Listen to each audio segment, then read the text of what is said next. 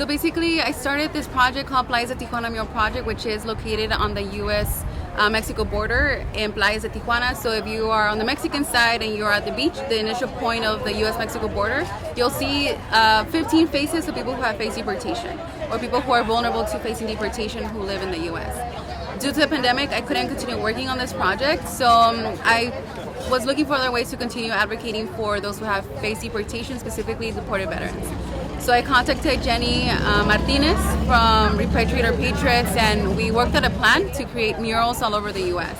And then we joined forces with Robert Vivar, who is a really great activist and really someone who advocates for deported veterans. So with all of this together, we really made something happen, and where just with like the stories being portrayed on the murals and people being able to like scan these codes and actually get to know more about deported veterans, they themselves can also share their stories with anyone that they want to, right? So specifically it will be policymakers and anyone that we have elected into office. So they can actually advocate for the return of deported veterans. So just with this interactive piece and the art, we really hope that people can actually learn more about deportation and then who is vulnerable to deportation. So it's not just anyone who is undocumented, but people who have permanent residency, which is the case of the military veterans. So we hope specifically with curating these stories and having so many different murals talking about different things, that people can learn more about the human side of deportation and really do something about it themselves, because at the end of the day we vote, so we get to elect who's in office. So.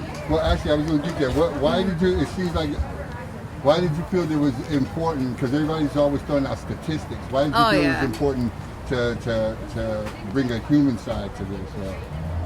Yeah, so I feel like, yes, numbers, statistics are so important in actually understanding the impact, specifically like the human impact in regards to numbers of deportation. But if you single out each story, so let's say they say, for example, 3 point something, right? People have faced deportation.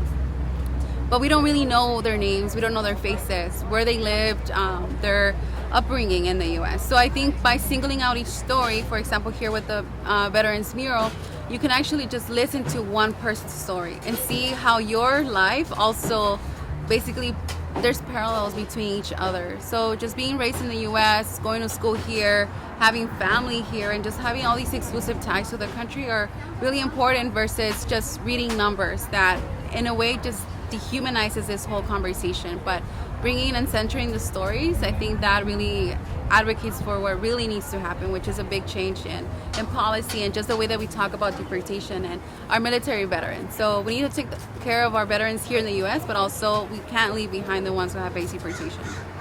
Boom.